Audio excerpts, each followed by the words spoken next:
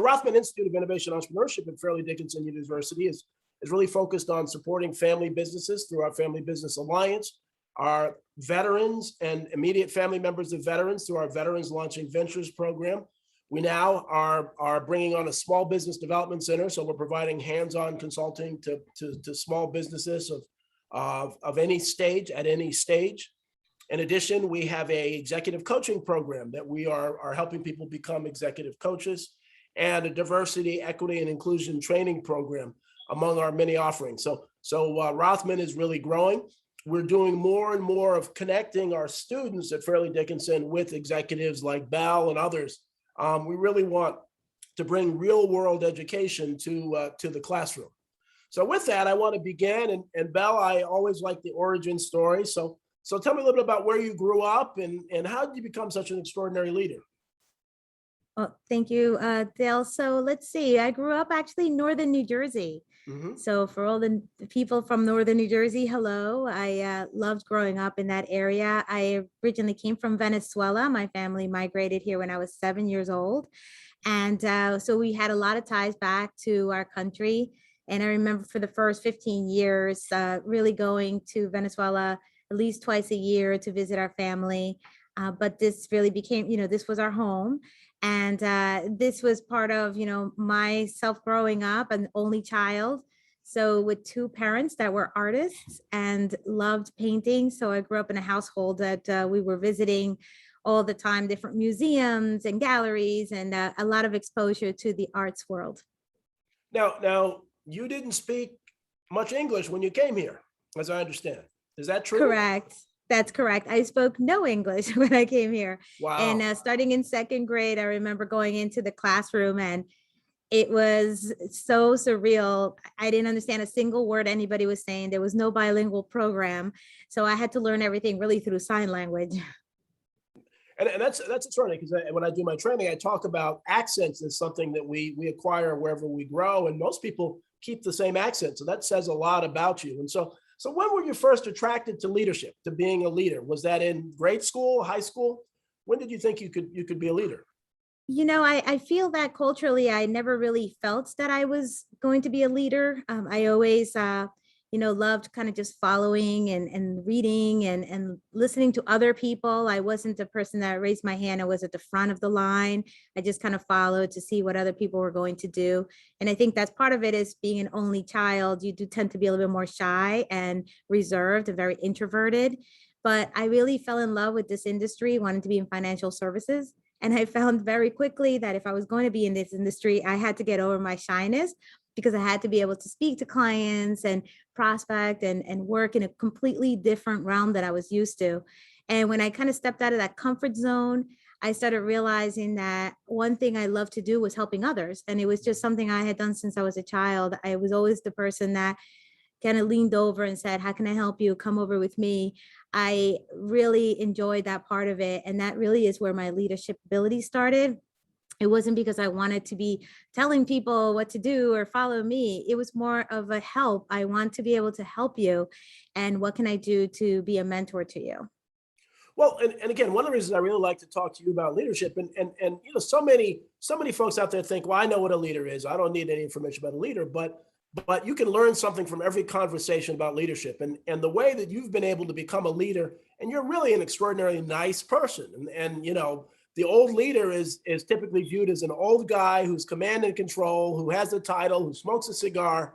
It's the total opposite of you. And so what were some of the hurdles that you had to overcome to kind of get to being president of MassMutual Tri State? Is a big deal. It's funny. I think you just described my first manager, but yes, you're absolutely correct. It was very different mold. I think part of it was really not thinking about, what people expected me to look like or be like or act like. It was really that I always felt that I wanted to just learn and be an apprentice and kind of understand how to help others. So I do remember going into my first leadership meeting and looking around the room and being the only woman and feeling very intimidated by my environment, but just refocusing on, I'm really here because I'm trying to make a difference at my micro world back in my office. So it really started as just kind of laying back and just taking notes and just really being able to absorb a lot. And then more and more, courage, I guess, kind of builds with time, where you become more confident in what you're doing and being able to kind of raise your hand. And I know there's a very famous book called Lean In, and that book was not around when I started in my leadership journey. But I think that's really where I started, is just kind of saying, what can I do? And raising my hand when I knew, if I got that feeling that I shouldn't be raising my hand, I knew I had to push myself to raise my hand and just ask questions. So this is kind of where it all started. And I do remember, many times just kind of having people just look over at me like, who is this person in the room and why is she asking a question? And I just didn't allow that to bother me. It wasn't around me. It was really around the people that I was there to support.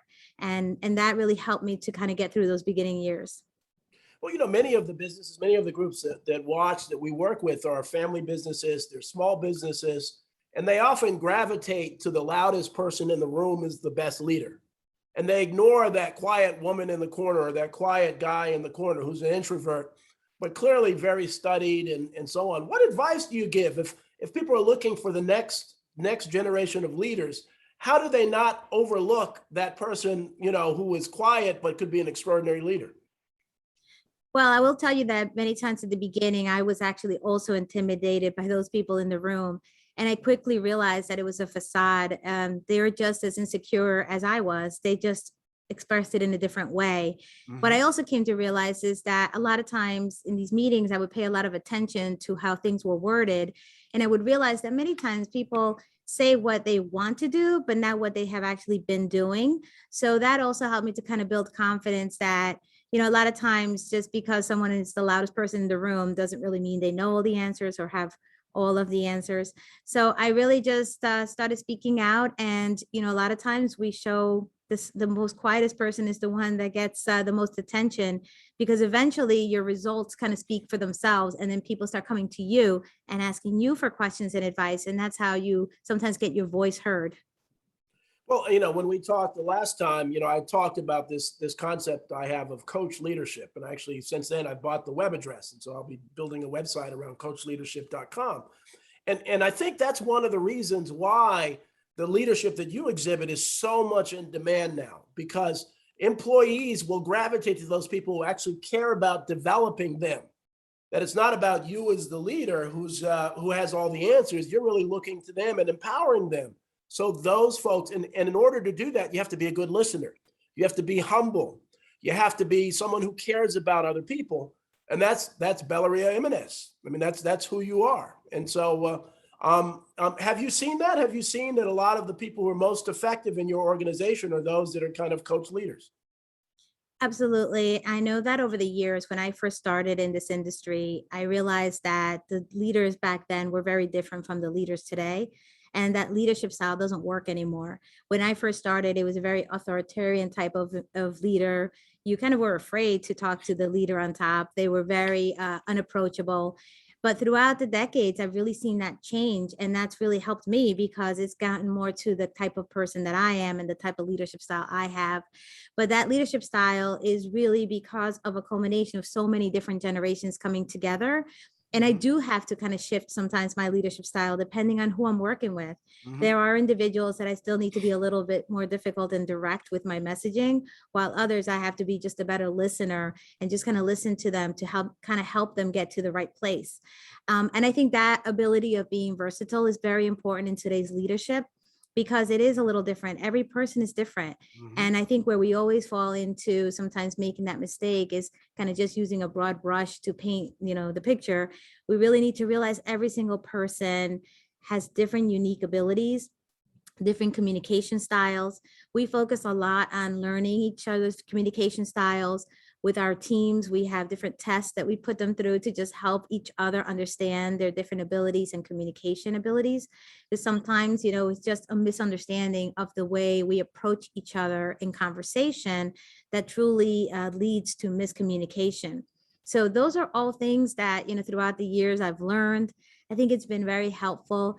But it's not easy, because it all deals with our own personality. So if we have that type of personality that kind of clashes with today's youth, we have to work at it. And how do we become a better listener? And I will tell you that this is a skill that we're spending a lot of time like really teaching now, because we're in this like digital platform world where everything is 8 seconds ago, you're moving on to the next task, and we're losing the ability to make deep connections, and people need to be heard. And we've definitely gone through a very difficult period of time. You know, these last 18 months have been very challenging for many people, and work and really our home lives have blended together.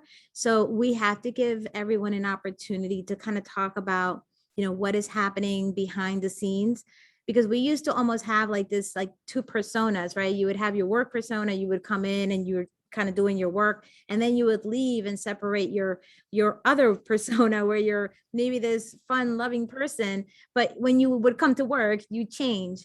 And what I have found is throughout the last 5 years, that's really changed dramatically. People are a lot more casual, they're sharing their personal lives at work, and we have to get used to that in leadership and understand how to help navigate to staying focused in what you need to do, but at the same time having that sensitivity of being able to help individuals with their work-life balance, because we have really blended both worlds. And especially now in this virtual platform where many of our workers are at home, and we have to be sensitive to the fact that, you know, especially a few months ago, we were working and at the same time helping our children doing their assignments and doing their homeschooling. And it was just a blending of information. So we are really trying to be more sensitive to all of that in today's environment. Well, there's a term that I've been using that others have used as well, called reboarding. And that's kind of what you're talking about. We know what onboarding is. When you get a new employee, you onboard them into the organization. But now people who've been long-term employees are now reboarding as they're coming home, they're dealing with all the stresses. And so this idea of coach leadership is even more important, that you have to coach and be sensitive and counsel people. And the reason I like the coach leadership, and I see Scott Livingood, a professor at Arizona State University, is one of my partners in this coach leadership as we're rolling that out, is that a coach of a basketball team can't be the same with everybody. They have to be very direct and command and control with some people who respond. They have to be very sensitive to other people. And I don't know if you saw The Last Dance about the Bulls and Michael Jordan, but you look at what Phil Jackson did. You know, he was totally different with Dennis Rodman than he was with any of the other players, and it worked. And so it amazes me more people don't think of that. And you are just the perfect. You really we need to use your face as the picture of coach leadership. So talk to me. What are some of the challenges? So president of MassMutual Tri State, what are some of the leadership challenges that you and other leaders in your organization are facing now?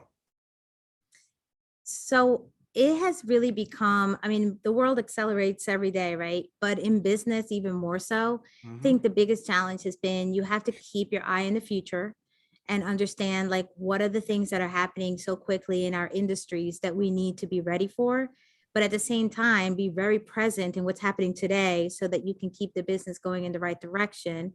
And also, you know, we just have so many new things that have been added, as you mentioned before, with just all of the changes in how we have to interact with our staff, our employees, you know, our vendors.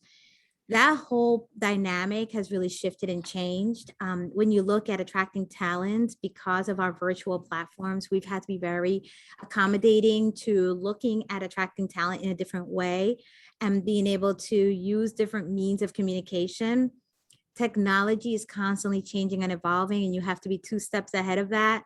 Many industries like ours gets impacted by regulations, and we have to be informed and understand what that regulation can do in our industries.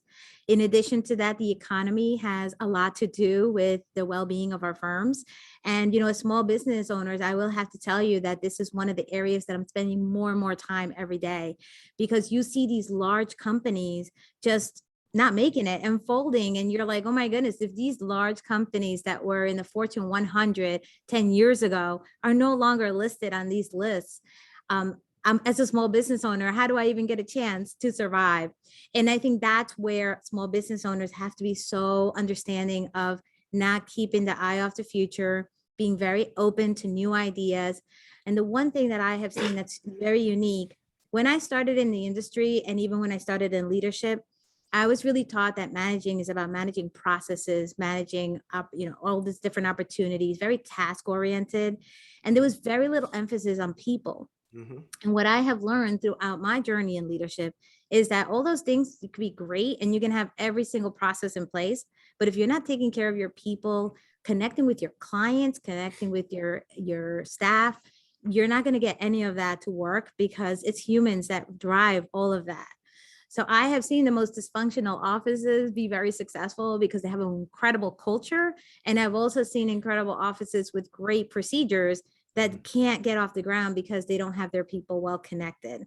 And this is where that thoughtful leadership, as you said, really comes into place, and being able to be very understanding, just having that. And we have to wear many hats. We have to wear HR hats at times. We have to wear technology hats and lawyer hats and all kinds of hats. And that, I think, is one of the biggest challenges that all of us small business owners are facing today. Well, it's so often people don't realize that the difference between so many businesses is leadership. It's really the person at the top. Are they innovative? Are they able to respond to challenges, or are they stuck in the past? And I really think, as many seminars on leadership as they are, I don't think leaders of family and small businesses take it as seriously as they should. They're so focused on sales, but they don't realize that the right leadership empowers people to be the kind of salespeople that they want to generate. And in a minute, we're going to bring in Bruce, and I want to talk to both of you, but about leadership. But we're going to talk about some of the obstacles, specific obstacles for businesses, because there's so many issues, and this is what we find as we're doing consulting. They're so overwhelmed with the day-to-day that they often make mistakes, or they often don't take advantage of opportunities. And that's really, as I understand it, what MassMutual Tri State is all about, is really kind of helping. So talk a little more about that and how you're really helping businesses get to the next level. Oh, absolutely. I think that's one of the key things, is that the way that we approach business, it's that one-on-one connection, that relationship between ourselves and our client, whether it's a small business owner or an individual. We are all about understanding the needs and understanding what the client is trying to achieve, because that consultation is the critical point in understanding what recommendations need to come next. And that is, I think, one of the things that makes us also very unique. It's that it's not about, at the end of the day, what product solution, but it's about what need the client has, so that we can find the right solutions. So that's another part that has really changed. And I think, as I look at, the small business owners, and as you mentioned before, being able to understand and pivot to change, that's one of the things that we always have to be working on, is being very humble to understand that I may have been great yesterday, but that doesn't mean that I'm going to be great tomorrow. I always have to be working at improving and growing and learning from our mistakes, and just saying, how do I do this better the next time? And we do the same thing with our clients. We want to make sure that we're constantly being able to provide true customer service. I see many mission statements out there that say we're all about the client experience and helping our clients. And what I always challenge is, what are you doing every day to make sure that you're making that mission actually happen? Because that is, at the end of the day, our number one focus is our clients. And the more I look at this, and even think about how you interact with clients, and I know how you do it. You coach them. You really kind of coach clients. Have you thought about this? Have you thought about that? And then, in the same way that your team is loyal to you, your customers become loyal to you, because you're giving them valuable advice, or helping them identify ways to do that. And so Bruce, if you want to join us, if you would come in, and Hello, Mel. and so you're a great team. Bruce, would you say a little bit about your background? I have to run and get the door home. Well, unlike Bellaria, I actually grew up a little west of here, about 350 miles west, in a little town called Pittsburgh, Pennsylvania. That's where I was born, raised, and had the opportunity to be educated as well. I kind of got into the financial services industry as a stockbroker at that time I'm going to be dating myself, which it happened.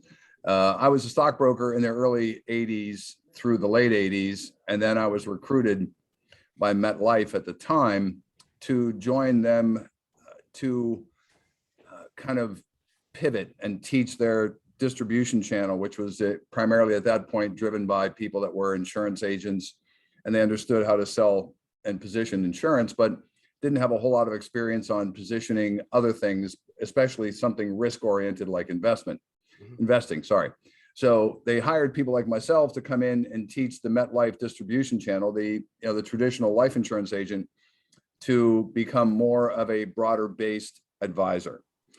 The thing that's most amazing to me in the journey that I got involved with, kind of not intending to be, but over that almost 30-year time frame, I saw the typical MetLife advisor go from somebody who was sitting with people at 8 o'clock at night trying to, sell them a life insurance policy, to now doing complete financial planning, building out wealth strategies, managing hundreds of billions. As a firm, we manage multiple billions of dollars now that would have been a pipe dream 30 years ago.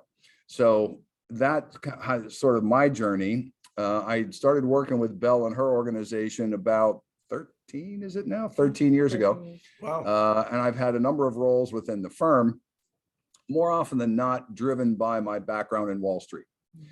Up until a few years ago, my primary role with the firm was I was head of what we called our wealth advisory team. And that's exactly what Belle was talking about. When we would engage our clients, we would try to do it on a very broad basis, meaning not just, okay, here's a product. Our idea was, okay, where are you? Where are you going? What can we do for you? And I think what we've done very well, we don't know what the business owner does. We wouldn't even pretend to be able to help them do what they do, because that's what they do. And that's where their expertise lies. What we try to do is take kind of a quote from Forrest Gump, and like one less thing, we want to get something off their table, off their plate.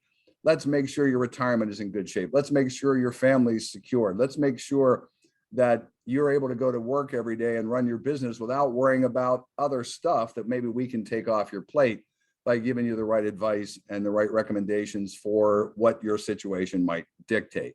So recently, my role at the firm has changed a little bit. We got a surprise one day, and Belle and the rest of the senior management team asked me if I would consider running operations, which, talk about a little change of direction. And I stepped in temporarily. Well, 3+ years later, I'm still running operations, and I also am one of the chief compliance officers with the firm.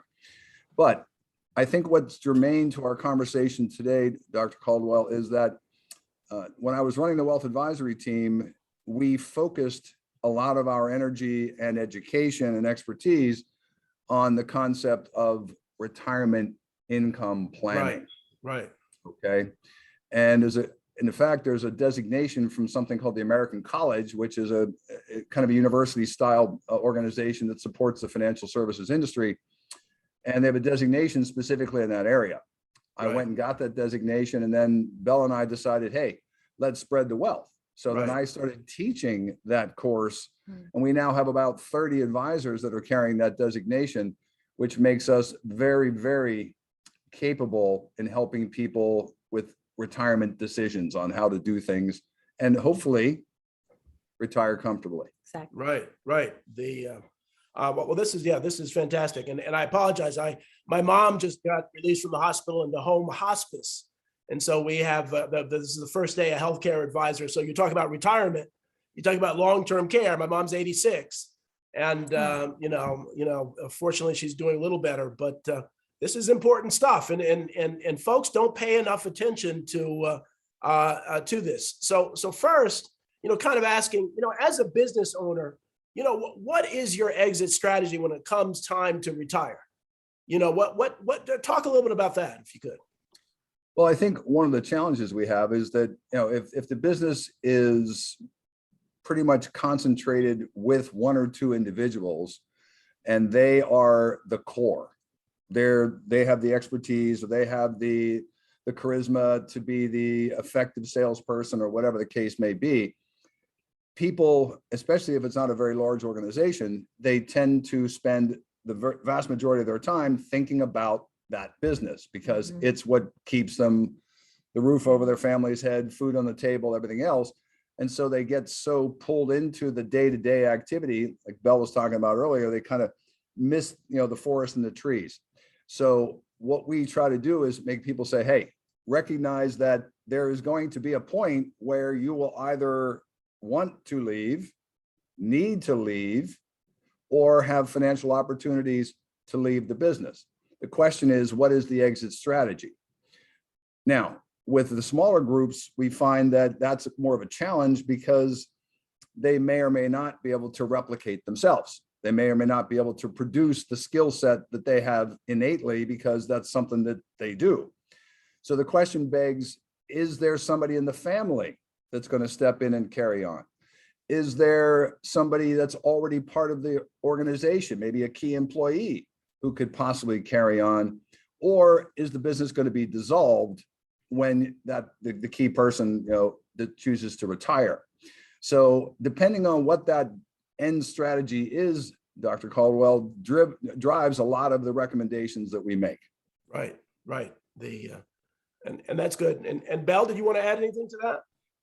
What I would say is that is really where the differentiation is between how we do our business, because those questions right there are really going to lead in so many different directions. And in dealing with the small business market, this is such an important aspect of understanding the needs and desires of the business owners, because this is where we have to separate the emotion from the reality. I know many times, as Bruce said, one of the questions always starts off is, what would you like to happen with your business? And many times there is this wanting to have that continuity and having maybe a family member continue to run the practice or the business. But what we find many times is the next key questions are, is that individual in the same boat, right? Do they want to have the business with you? Are they equipped to actually run the business? Are they excited about it the way you have been running the business? And many times, unfortunately, with family businesses, that may not always be the case. So that kind of helps us to just have different opportunities to influence the decision-making process for the retirement. And business owners, just like Bruce said, they're not always thinking ahead or in the future. They're living the present moment, because businesses have become so complicated, as we mentioned. Especially during the pandemic, where a lot of businesses were really under siege, right? And just barely hanging on.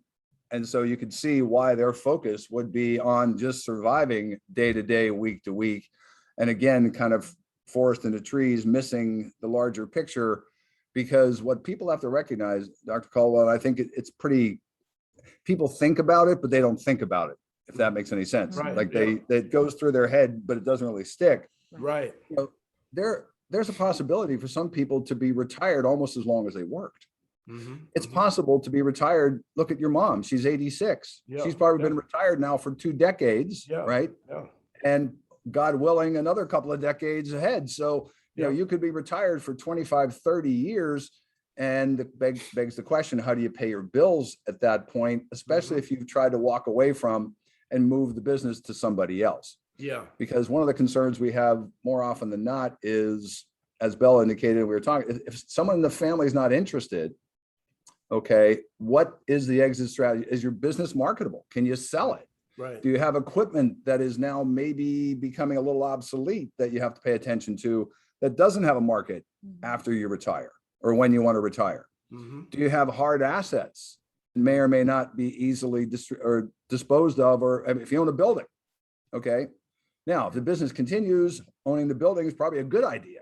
Mhm. But on the other hand, if you want to get away from the business and you want to just kind of completely separate yourself, now you got to figure out what to do with that building. Is it something other people want to buy or not? So there's Right. so many what ifs on the back end. We begin the conversation with, how do you envision your retirement? How do you envision moving away from this business and becoming, a retiree hanging around a golf course? Well, And the reality is that every financial strategy needs to have flexibility, because all those what ifs that we just talked about is exactly what most of the times we don't clearly have the answer. So you have to be able to have some kind of financial future and cushion for your business, but at the same time, be able to be flexible enough to pivot. And I do want to mention, as Bruce just mentioned about longevity, I think in our business, we always see small business owners never want to retire. I mean, if you ask like the average business owner, they're like, I am going to be, working forever. But the reality is that right now we are so challenged with so many different changes, as I started off in my, when I started speaking, that it's not always possible to be able to keep up. Once you get to an older age, it becomes a lot more challenging to keep up with these ongoing regulations and technology and all that. So unless you have a really strong team around you, your role may really still diminish in the future, because the day-to-day just becomes very difficult to manage. Well, and you both become, and your whole team becomes counselors, because I know so many stories of folks who want to sell, but they don't realize the only value is the owner of the company. I know so many folks. In fact, one of my clients is, he was 95, 96, still wants to be CEO of the company. And because the problem is that their life, they've put 80 hours a week into this for 60 years. Giving that, it's an addiction. Giving that up is hard. How do you deal with people, and how do you deal even with family members whose mom or dad may not want to go? So I'm sure you've seen those cases. Talk to me about some of the things you've seen. Well, the unfortunate side of that, and you're right, is it's kind of an aha moment. You're 80 years old, you can't do this anymore. But if you haven't thought about it, and those are the ones that really get me a little concerned, because they are so focused that they completely forget about the other side of the coin. One of the things we run into, and a lot of people, 95, 96% of the US population participates in Social Security, right? And that's going to be a linchpin for just about everybody. And it was never intended to be the be all, cover all of your retirement expenses. But for a lot of people, it is not an insignificant chunk of what they're going to rely on. And what we see a lot of business owners do is, it's kind of like the old cut your nose off to spite your face, right? Because they're so concerned about controlling their taxes and how much they pay Uncle Sam, then they tend to underreport things. They want to maybe pay myself a little bit in cash and stuff. And then what they don't recognize is that the Social Security Administration uses your best 35 years of earnings. So if you're shortchanging yourself year in and year out, maybe that money may be elsewhere. You may be able to put it some other place where you can ultimately tap into it. But from a Social Security perspective, you're not going to be maximizing that benefit, because what you're showing the IRS each year is a relatively smaller number than the reality. And I see that, and I have personal experience with this in a sense, because my father was a small business owner. And I saw him do that. And then I saw when he retired what his Social Security benefit was, and I had to shake my head, because that was an area of my expertise, and I couldn't do anything about it. It was already, that toothpaste had already left the tube. So, and the other thing I saw with my father was, and that's why I kind of mentioned about the potential obsolescence of what you do. My father ran a pretty successful small business. My middle brother was the family member who got pulled into it and got into it. And instead of my father recognizing where, to one of the Bell's points earlier about how things change quickly, instead of him recognizing where things were going in his industry, he kind of stayed with what he knew. And the good news was he was successful. But when he went to retire, the equipment he had was now obsolete. The market had changed, and my brother pretty much was left holding, for all intents and purposes, a pretty much of a hollow company that couldn't do anything anymore. So that's one of the reasons why I kind of pay attention to this and ask people, what's your strategy? And I try to ask that question before it's next week that I'm going to retire.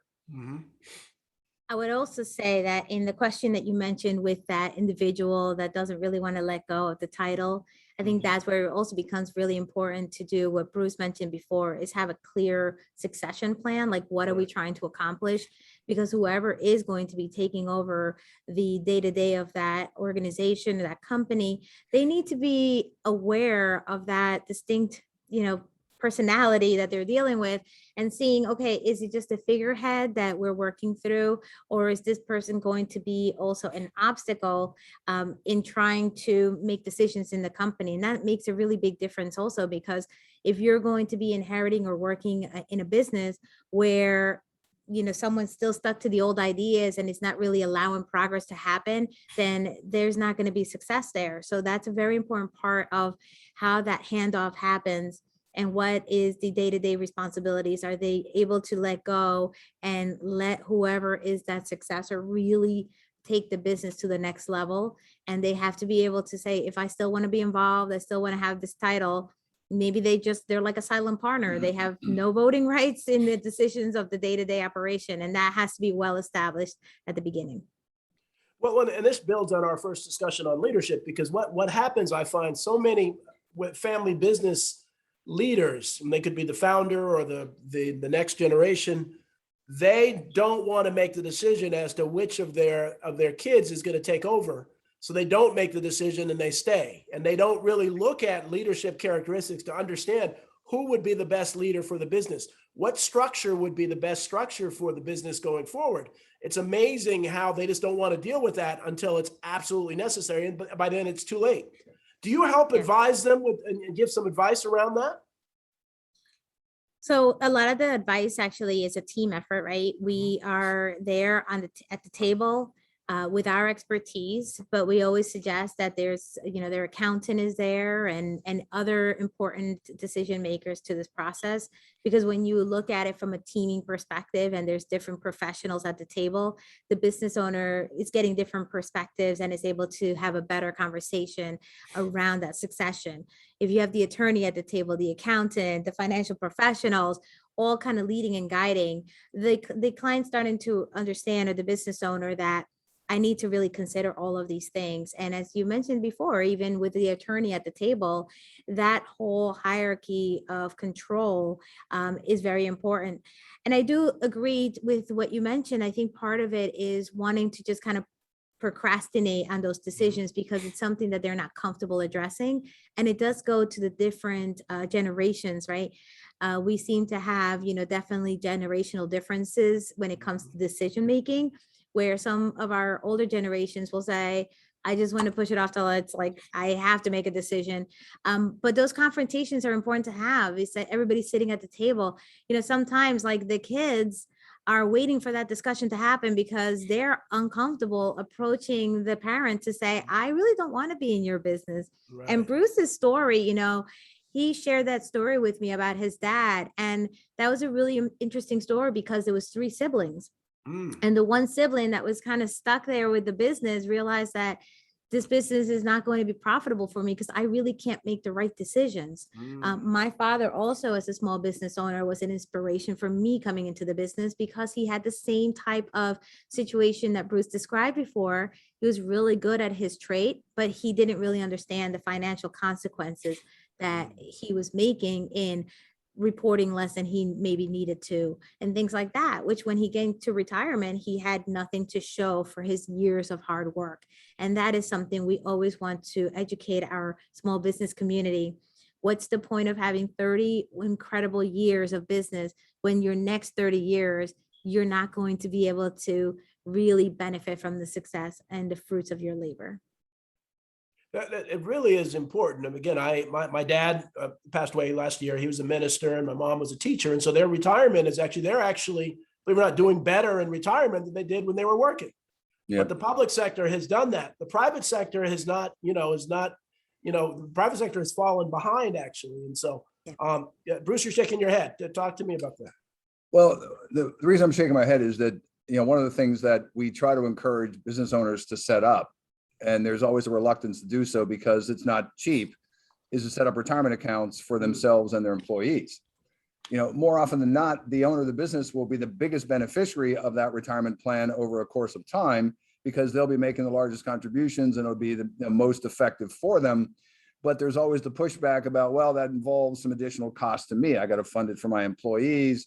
I have to then bring it, there's additional accounting, paperwork, whatever goes along with a qualified account. But again, it's kind of like, forest in the trees. It's not easy. It is cumbersome. There's paperwork. Then you got to pull, an extra layer with the accountant and all of that. But at the end of the day, the one that benefits most by these qualified accounts is going to be the business owner. And so we get pushbacks on those. Well, I don't want to do it. I got to cover all these people. And the answer is, well, yeah.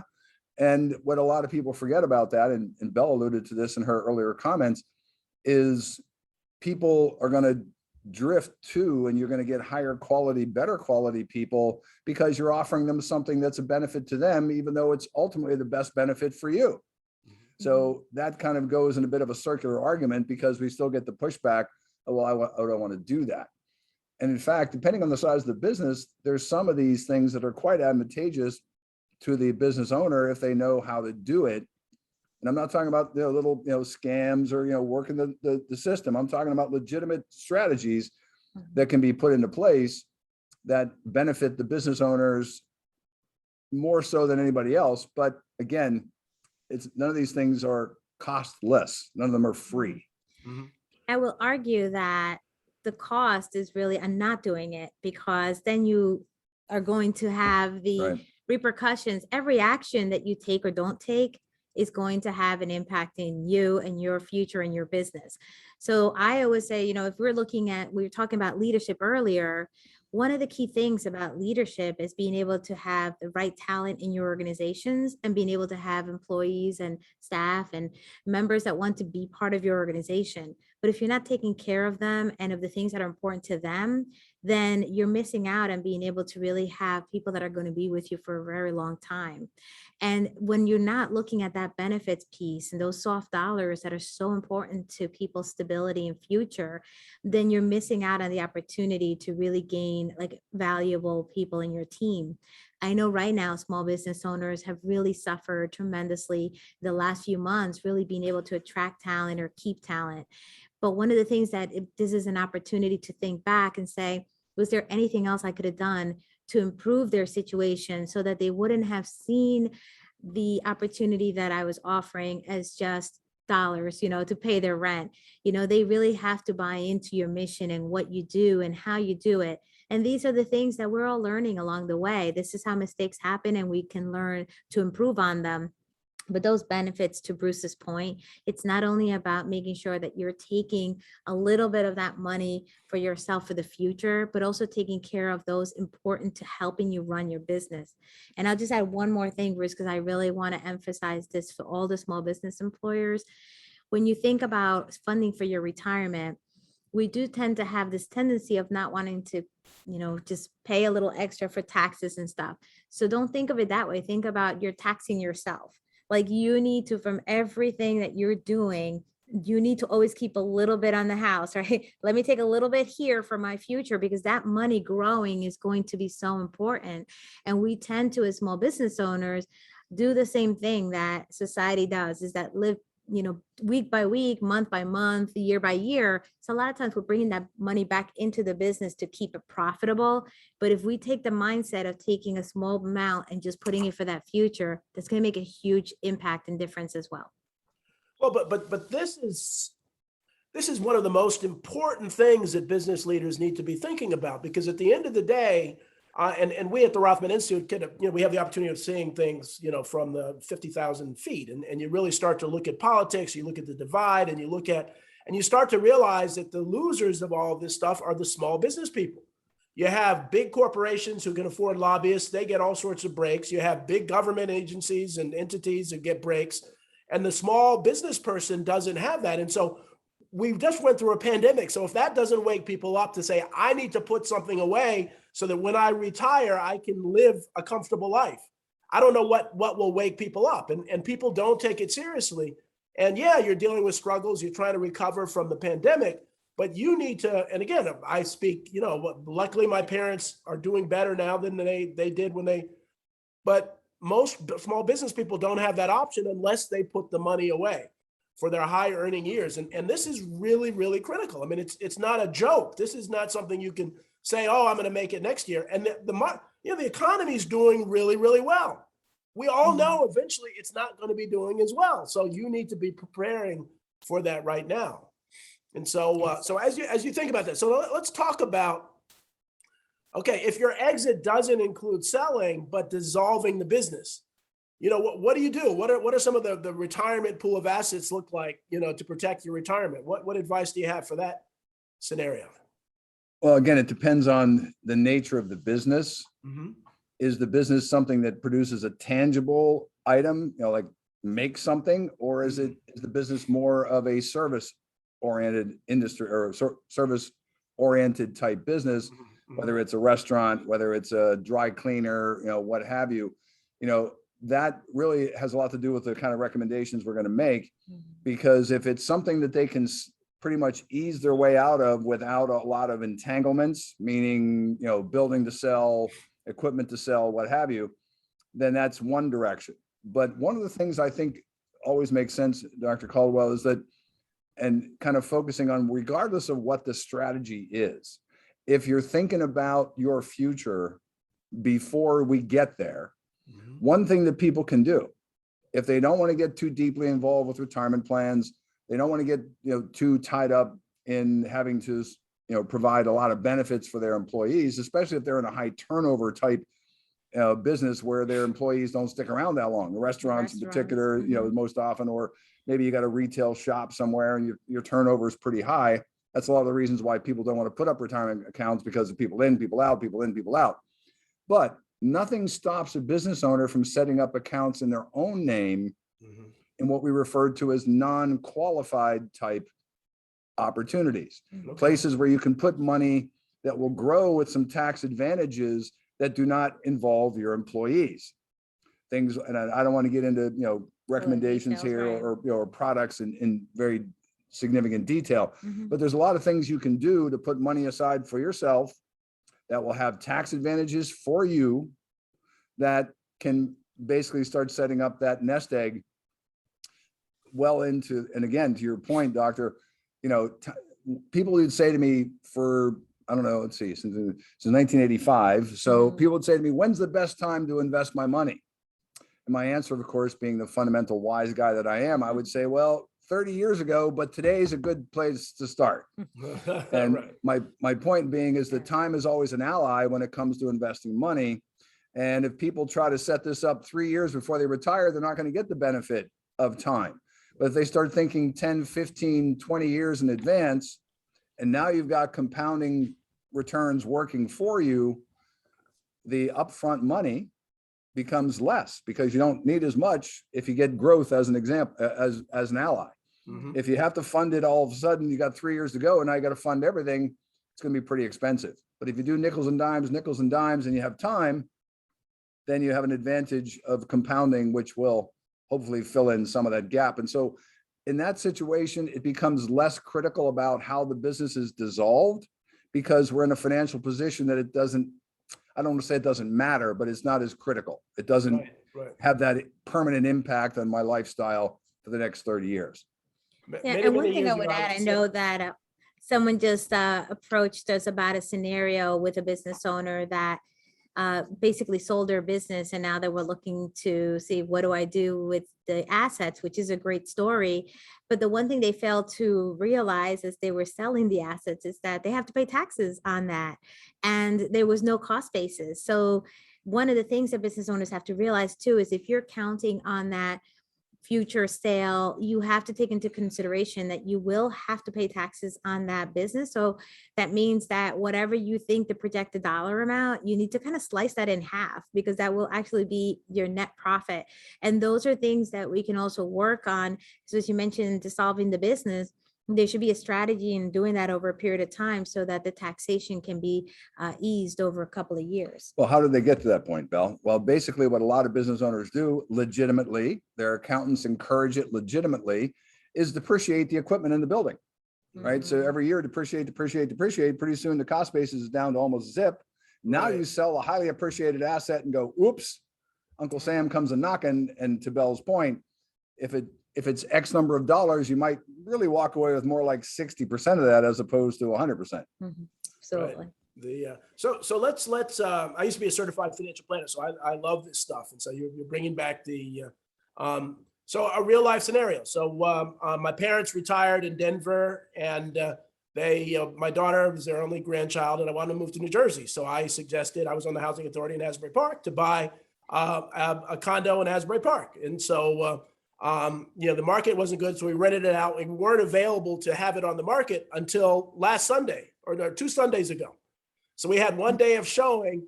We have an offer for what we want after 1 day of showing.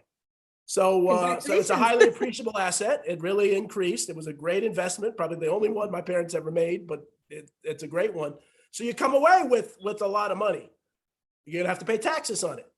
But obviously there's money that can be put away for retirement or something, and obviously don't mention products. But do people put that in insurance products, or what kinds of, if you have a windfall, and a lot of people are having windfalls who are selling properties or even selling businesses, and they have a cost basis because they, you know what they paid. What kinds of things should people look at in that kind of scenario? So that's a really interesting question. And once again, it goes back to what Bruce commented before. It is so unique from person to person, because in a situation like that, for example, we also take into consideration who is going to be the ultimate beneficiary of this money. There might be an opportunity to gift and use some opportunities there in the, in that scenario. There could be money that could be used for retirement, but it depends on the client's age. You mentioned long-term care earlier on, and we really take that into consideration as well. Many people don't recognize, but if you're going to have to use long-term care, if you have a long-term care need, there is a 5-year look back on your assets. And you have to be very mindful when you're working with anyone that's in a retirement years. Does it make sense to have as many assets under that person's name? Now, clearly you have to have money for retirement, but there has to be many considerations that have to take effect, because as you mentioned, your mom is, 86 beautiful years. And as we get older, we will need care, just like you mentioned earlier. So there's many considerations when we're thinking about that large sum of money and where it needs to go. And a lot of times those conversations can start ahead of time. There could be maybe there's many advantages in the real estate area where you can exchange one property for another, and that's another opportunity. I know Bruce mentioned earlier to me on 1031 exchanges, which is business to business assets. So this is really where it's important to work with a full team and looking, talking to the accountants, talking to your financial professionals like ourselves before those decisions, so that you kind of know what needs to happen at the time of the sale. Dr. Caldwell, one of the things that I think kind of fell out of focus for quite a number of years now is the concept of estate planning. And the reason I say that is that starting with the Bush administration, then added to it by the Obama administration, and then added to it again by the Trump administration, the threshold where you start dealing with estate taxes has been pushed to such a level that 99% of the population doesn't think about it anymore. The reality is everybody should think about estate planning, because it's not just about how the assets are going to be distributed, or can I, leverage some tax laws to get a better estate for the next generation. It's about making sure you have things in place, Bell, like power of attorney. Do you have your health proxy in place? Do you have all the beneficiaries lined up the way they should be? Do you have, because it's amazing, as one of our attorneys used to say, if you die without a will, the state of New Jersey has a will for you. Right. It's called intestate laws, and they're going to direct where your assets go. And you're like, well, of course you're passed, so you have no control over it. And the people that you wanted to get the money might not, because you didn't set it up properly. So even regardless of all the financial side of it, one of the things that people have to think about is healthcare proxy, will, okay. What am I missing, Bell? Power of attorney. Okay. And all these documents need to be in place. And this is just for the average Joe, average you and I, not, the guy that, has many commas in his asset base. We're just talking about, average people, because I don't know if you've dealt with this yet, Bell, you've probably dealt with it. I have. When somebody passes in a family gets really strange about who's supposed to get what. Right. And if you don't have that dictated, and you don't have that set up, that's going to cause a ripple well beyond any planning you had thought you should have done.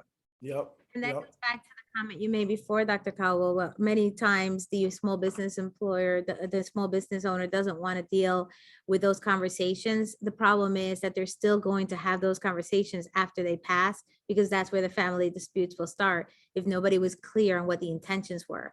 So Right. we really always want to make sure that we're addressing that. And we kind of help facilitate some of those discussions, providing some guidelines and opportunities for the business owner to kind of think about it properly, so that then they can have those conversations with their family, their heirs, or potentially other business owners that may want to buy their business.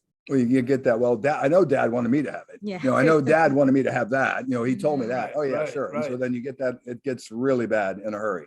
Yeah, unfortunately, my parents were really, they weren't good at this stuff, but they actually did that. And so, they had it signed and so on. And so it's so important. And until you get to this stage, you don't think about that stuff. Yes. You really don't think about it. And so it's important even, and I hope the folks on the, on the call really begin to think about that. It's amazing how many people I know who are taking care of their elderly parents, who are dealing with, Alzheimer's, or dealing with, and again, nursing homes will spin you down to nothing if you don't know what you're doing. And that's a real threat, because people are living longer, which is the good part of it, but it's also the challenging part. So we have just a couple minutes. Any final thoughts that you'd like to share with some of the business owners and leaders? Well, I'm going to say something that's probably going to get me in trouble, but I'm going to say it anyhow. Good. We like that. It's okay, Bill. Oh my goodness. Okay. One of the things that we learned in doing our research on retirement is that 80% of men pass while they're married. 80% of women pass single. So the point I'm getting to with this is that if the business owner is married, there is longer term repercussions for every decision that's made, because the odds are pretty good that in a traditional couple, she's going to be a widow for a while. And if the preparation isn't done to the things we talked about, having the estate in shape, having the beneficiaries lined up correctly, having the assets in the right place, she could find herself in a financial position that her past husband never envisioned.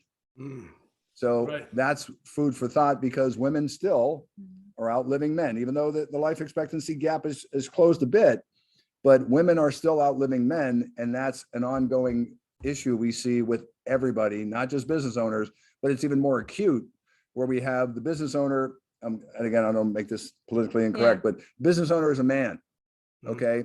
And he doesn't think in terms of what's going to happen to his bride after he's gone, because he's focused every day on what's going on to make sure the business is working. My argument is it's multi-layered and it's multi-decade thinking. Great. No, And what I was, go ahead, Bella. No? Yes, I was going to say, and as a woman business owner, what I would say is what you described earlier is my experience. I'm a sandwich generation. So I have my elderly parents that I am caring for and doing all the things that Bruce mentioned with the power of attorney and really caring for them.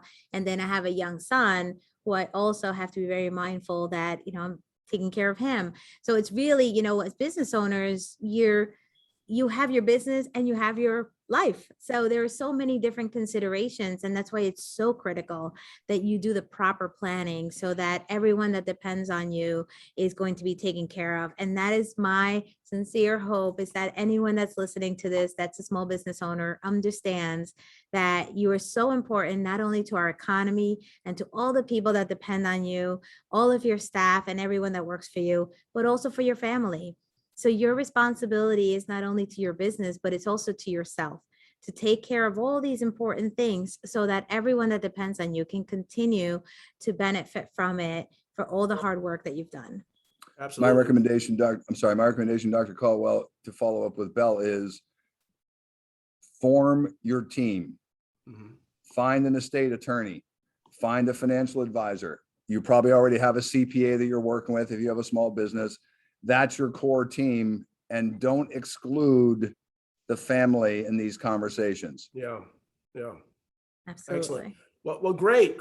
What you said wasn't controversial at all. I thought you were going to say why men die before women, but you didn't say that. So, No, I use that when I do public seminars, and I always get a punchline I don't have to finish.